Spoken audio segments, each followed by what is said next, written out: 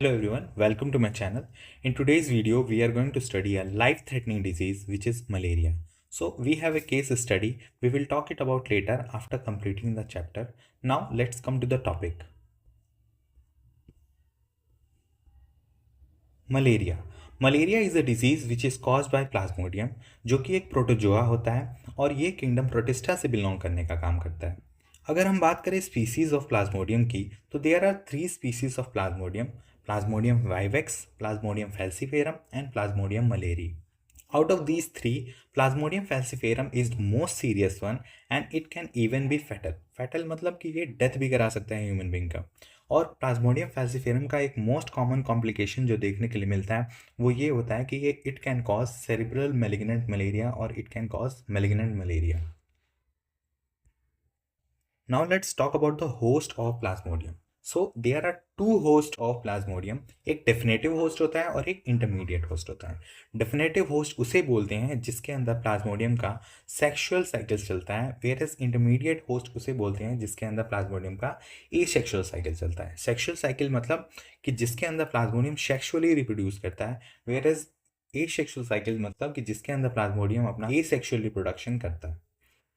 So, definitive host of Plasmodium is female Anopheles mosquito, whereas intermediate host of Plasmodium is men.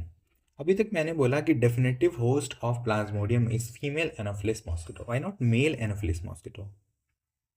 Because male Anopheles mosquito जो होता है वो does not feed on man, वो man पे feed ही नहीं करता है, उसको ब्लड की रिक्वायरमेंट नहीं है अपना लाइफ साइकिल कंप्लीट करने के लिए. वेरएज फीमेल मॉस्किटो को फीमेल एनोफिलिस मॉस्किटोस को ब्लड की रिक्वायरमेंट होती है अपना लाइफ साइकिल कंप्लीट करने के लिए.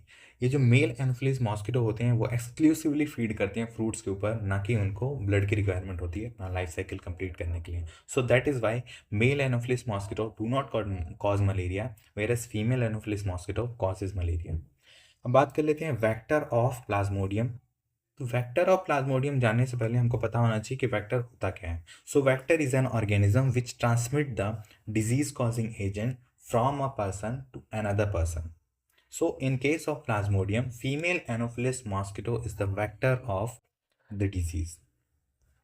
So अभी तक हमने पढ़ा कि फीमेल एनोफिलिस मॉस्किटो जो होती है वो वेक्टर के रूप में भी एक्ट करती है प्लाज्मोडियम के लिए, एज वेल एज ये होस्ट के रूप में भी एक्ट करती है प्लाज्मोडियम के लिए. मतलब फीमेल एनोफिलिस मॉस्किटो ना ही एक वेक्टर है प्लाज्मोडियम का, बल्कि ये होस्ट भी होता है प्लाज्मोडियम का.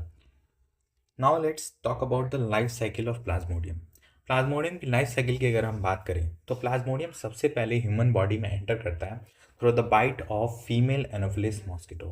कोई फीमेल एनोफिलिस मॉस्किटो किसी ह्यूमन बींग को बाइट करती है, वो अपने सेलिवरी ग्लैंड्स में जो प्लाज्मोडियम होता है उसका स्पोरोजॉइड फॉर्म जो होता है स्टोर करके रखती है, और वो स्पोरोजॉइड जो है वो इंजेक्ट कर देती है ह्यूमन बींग को जब वो उसको बाइट करती है. तो ये स्पोरोजॉइट जो होता है वो ह्यूमन ब्लड में आ जाता है और ये ब्लड के थ्रू ट्रैवल करके वो लिवर तक पहुंच जाता है.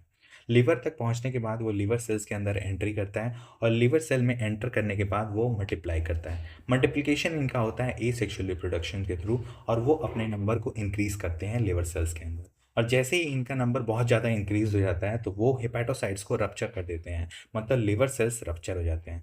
लिवर सेल्स जब रप्चर होते हैं तो उसके अंदर से निकलते हैं मीरोजॉइड्स, क्योंकि ये स्पोरोजॉइड जो होते हैं वो हेपाटोसाइट्स के अंदर स्पोरोजॉइड में डेवलप कर चुके होते हैं. तो जब ये रप्चर करते हैं तो मीरोजॉइड्स रिलीज करते हैं और ये मीरोजॉइड्स जो होते हैं वो ब्लड में आ जाते हैं. ब्लड में आने के बाद ये मीरोजॉइड्स इन्फेक्ट करते हैं आरबीसीज को, और आरबीसी को इन्फेक्ट करने के बाद उसके अंदर एंटर कर जाते हैं. एंटर करने के बाद वो अपने नंबर को इंक्रीज करते हैं थ्रू मल्टीप्लिकेशन और वाया ए सेक्शुअल रिप्रोडक्शन. और फिर दोबारा ये जब बहुत ज़्यादा इंक्रीज हो जाते हैं तो आरबीसी को रप्चर कर देते हैं. और आरबीसीज जब रप्चर होती हैं तो उसके अंदर से रिलीज होता है एक केमिकल जिसका नाम है हीमोजोइन.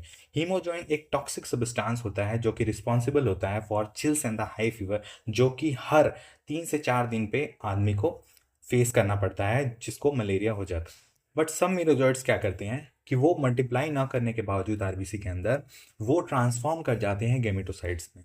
गेमेटोसाइट्स जो होते हैं वो ब्लड के अंदर प्रेजेंट रहते हैं. जब कोई और फीमेल एनोफिलिस मॉस्किटो इस इन्फेक्टेड पर्सन को बाइट करती है तो वो ब्लड को सक करती है और ये गेमेटोसाइट्स जो होते हैं वो भी उसकी बॉडी में एंटर कर जाते हैं मॉस्किटो के.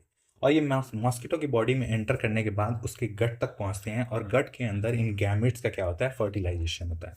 गैमेट्स का फर्टिलाइजेशन होने के बाद जो होता है वो सबको पता है क्या होता है, कि जाइगोट का फॉर्मेशन होता है। और जाइगोट का फॉर्मेशन होने के बाद ये जाइगोट जो होता है वो डेवलप कर जाता है स्पोरोजोइट्स में। सो बेसिकली हो क्या रहा है, जो मॉस्किटो है उसके गट में सेक्सुअल रिप्रोडक्शन हो रहा है इस प्लाज्मोडियम का। तो ये स्पोरोजोइट्स में डेवलप करने के बाद ये गट के थ्रू कहाँ चले जाते हैं, ये सेलेवरी ग्लैंड्स में जाके स्टोर हो जाते हैं मॉस्किटो के, और वहाँ पे स्टोर रहते हैं। जब ये फीमेल एनोफिलिस मॉस्किटो किसी और ह्यूमन बीइंग को बाइट करती है तो वो फिर दोबारा वो स्पोरोजोइट्स को इंजेक्ट कर देती है उसके ब्लड में, और ये साइकिल फिर दोबारा रिपीट होने लगती है और आदमी को मलेरिया हो जाता है। सो ये पूरी कहानी थी प्लाज्मोडियम की, जो कि मलेरिया कॉज करा रहा था ह्यूमन बीइंग के अंदर। नाउ लेट्स टॉक अबाउट कि हम कैसे मलेरिया को प्रिवेंट कर सकते हैं। सो बेसिकली एक वेक्टर बॉर्न डिजीज़ है। वेक्टर बॉर्न डिजीज़ जो होते हैं वो बेसिकली किसी वेक्टर की वजह से होती है। यहाँ पे वेक्टर कौन है, फीमेल एनोफिलिस मॉस्किटो, जो कि एक मच्छर है। मच्छर से बचने के लिए हम क्या क्या कर सकते हैं, तो सबसे पहले हम क्या कर सकते हैं, मॉस्किटो नेट्स का यूज़ कर सकते हैं। So we will use basically mosquito nets. We can use mosquito repellents. Mosquito repellents क्या होते हैं, ऑल आउट एंड मोर्टिन, जो कि हम लोग अपने घर में यूज़ करते हैं मॉस्किटो को भगाने के लिए। और क्या क्या हम कर सकते हैं, अवॉइड कर सकते हैं हम क्या, stagnation of the water, water को इकट्ठा नहीं होने देंगे अपने आसपास के एरिया में। और क्या कर सकते हैं, हम गम्बूशिया फिश का इंट्रोडक्शन कर सकते हैं पॉन्ड्स के अंदर। गम्बूशिया फिश बेसिकली लार्वा पे फीड करने के काम करती है मॉस्किटो को, और मॉस्किटो का नंबर डिक्रीज करती है। और क्या कर सकते हैं हम, spraying of insecticides in the ditches, जो गड्ढे हो जाते हैं बरसात के मौसम में, उसमें पानी भर जाता है, उसमें हम बेसिकली इंसेक्टिसाइड्स छिड़क सकते हैं, जिसकी वजह से ये वेक्टर्स किल हो जाएंगे। Doors and Windows should be provided with wire mesh, मतलब दरवाजे और खिड़कियों पे हम वायर मैश लगवाएंगे, जिसकी वजह से ये जो वेक्टर्स हैं वो घर में एंट्री ना कर ले। Let's talk about the drugs which are use to treat the malaria. कौन कौन सी ऐसी ड्रग्स हैं जो कि यूज़ की जाती हैं मलेरिया को ट्रीट करने के लिए। This are basically primaquine and chloroquine. ये दो इंपॉर्टेंट ड्रग्स हैं जो कि यूज़ किया जाता है मलेरिया को ट्रीट करने के लिए। This is all we have to know about the malaria. Now let's come to the case study.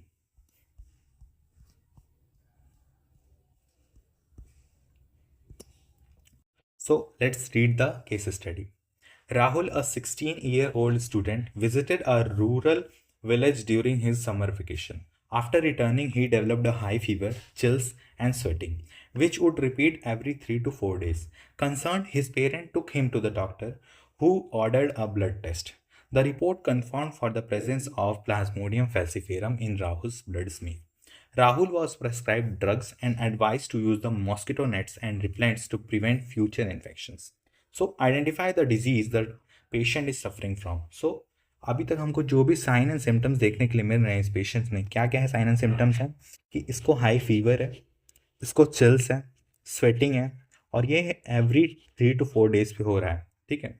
और रिपोर्ट में क्या कंफर्म हुआ है कि प्लाज्मोडियम फैल्सीफेरम देखने के लिए मिला है किसमें, राहुल के ब्लड स्मीयर में। So most probably the disease the patient is suffering from is malaria. Okay, let's come to the MCQ. So the first question is, malaria is caused by which organism. Malaria कौन सा organism cause कराता है, क्या वो एक virus है, क्या वो एक प्रोटोजोआ है, क्या वो एक बैक्टीरिया है, या फिर फंगस है। कराता कौन है, कराता है प्लाज्मोडियम। प्लाज्मोडियम मैंने बताया था क्या है, प्लाज्मोडियम इज अ प्रोटोजोआ। तो आंसर कौन सा सही हो जाएगा, protozoan. Option number 2 is correct. Next question is, vector responsible for spreading the malaria. Malaria को कौन स्प्रेड कर रहा था, क्या वो एक मेल एनोफिलिस मॉस्किटो थी, नहीं। क्या वो फीमेल एनोफिलिस मॉस्किटो थी, yes. So option second is correct. Culex mosquito था या एडिस था, इनमें से कोई नहीं था। ऑप्शन कौन सा सही हो जाएगा, second. The infective stage of Plasmodium that enters the human blood stream. कौन सा इन्फेक्टिव स्टेज जो है प्लाज्मोडियम का एंटर करता है ह्यूमन के ब्लड में, तो क्या वो एक मीरोजोइड था, नहीं। जो सेलेवरी ग्लैंड्स में प्रेजेंट था किसके, मॉस्किटो का, वही तो एंटर कर रहा था ह्यूमन ब्लड में, तो वो कौन सा फॉर्म था, स्पोरोजोइड। तो ऑप्शन 3 इज सही। Now the characteristic symptom of malaria is, तो पूछा है कि कैरेक्टरिस्टिक सिम्टम्स ऑफ मलेरिया, मतलब कोई पेशेंट है जिसको मलेरिया हुआ है तो कैरेक्टरिस्टिक सिम्टम्स क्या देखने के लिए मिलेंगे। क्या कॉन्टिन्यूअस फीवर होता था, नहीं। क्या इंटरमिटेंट फीवर होता था विथ चिल्स और sweating, yes. This is the right answer. So option number second is correct. Skin rashes देखने के लिए नहीं मिलते हैं, जॉइंट पेन देखने के लिए नहीं मिलता। So question number 5, in severe cases of malaria caused by Plasmodium falciparum. Severe cases की बात कर रहा है मलेरिया के, जो कि कॉज कौन करा रहा है, Plasmodium falciparum. Which complication is common, तो मैंने बताया था जब मैं बता रहा था कि प्लाज्मोडियम फैल्सीफेरम के बारे में कि ये मोस्ट सीरियस वन होता है और ये can even be prove to be fatal हो सकता है। और इसका कॉम्प्लिकेशन क्या था, सेरेब्रल मलेरिया। सो इसमें देखो सेरेब्रल मलेरिया दिया कहाँ है। सो पहला क्या दिया है, पल्मोनरी इन्फेक्शन। क्या पल्मोनरी इन्फेक्शन कराता है, नहीं। जॉन्डिस कराता है, नहीं। किडनी स्टोन कराता है, नहीं। तो क्या कराता है, ये cerebral malaria. Option second is correct. तो question number 6, the asexual cycle, कैसी साइकिल है, asexual cycle of plasmodium occurs is. पहली बात बताओ कि एसेक्सुअल साइकिल होता किसमें था। दो होस्ट थे इसके, एक था डेफिनेटिव होस्ट, एक था इंटरमीडिएट होस्ट। डेफिनेटिव होस्ट जो था, डेफिनेटिव होस्ट और इंटरमीडिएट होस्ट। डेफिनेटिव होस्ट किसको बोलते थे हम, जिसके अंदर सेक्सुअल साइकिल चलती थी। और इंटरमीडिएट होस्ट किसे बोलते थे, जिसके अंदर एसेक्सुअल साइकिल चलती थी। तो एसेक्सुअल साइकिल किसके अंदर चलती थी, मैन के अंदर। और सेक्सुअल साइकिल किसके अंदर चलती थी, फीमेल एनोफिलिस मॉस्किटो के अंदर चलती थी। तो यहाँ पे क्या पूछा है, ए सेक्सुअल साइकिल की बात की है, तो वो क्या हो जाएगा, ह्यूमन हो जाएगा ना। में ह्यूमन लंग्स, क्या लंग्स में होता था, नहीं। मॉस्किटो में होता था, नहीं। मॉस्किटो में होता है, नहीं। होता कहाँ था, ह्यूमन लिवर में हो रहा था। और कहाँ हो रहा था, ह्यूमन के ब्लड में हो रहा था। Option number second is correct. Question number 7, the definitive host of Plasmodium is. Definitive host, अभी मैंने बताया कि डेफिनेटिव होस्ट क्या होता है, जिसके अंदर सेक्सुअल साइकिल चलती है। वो कौन था, फीमेल एनोफिलिस मॉस्किटोस। तो ढूंढो फीमेल एनोफिलिस मॉस्किटो कहाँ है। तो ह्यूमन में होता है क्या, नहीं। क्या मॉस्किटो में होता है, हो सकता है। बोथ ह्यूमन्स एंड मॉस्किटो, नहीं। क्या नन ऑफ दिस, नो। तो option second is correct, mosquito के अंदर होता है। फीमेल एनोफिलिस नहीं लिखा है, सिर्फ मॉस्किटो लिखा है, तो option number second is correct. So during erythrocytic cycle, erythrocytic cycle मतलब सेल के अंदर जब वो डिवाइड कर रहा है प्लाज्मोडियम, तो प्लाज्मोडियम मीरोजॉइट्स जो होते हैं वो किसको इन्वेट करने का काम करते हैं, बेसिकली किसको इन्वेट करेंगे, एरिथ्रोसाइटिक साइकिल है तो एरिथ्रोसाइट को क्या करेंगे, इन्वेट करेंगे। और एरिथ्रोसाइट को क्या बोलते हैं, आरबीसीज। तो लिवर सेल्स को करते हैं क्या, नहीं। आरबीसी को करते हैं, यस। वाइट ब्लड सेल को करते हैं, नहीं। प्लेटलेट को, नहीं। Option number second is correct. अगला क्वेश्चन है कि a common method to prevent malaria. Malaria को प्रिवेंट करने के लिए हम क्या कर सकते हैं। क्या बॉयल वाटर को ड्रिंक करके पीने से हो जाएगा, देखते हैं आगे। Using mosquito nets and repellents, तो using mosquito and repellents is the correct answer.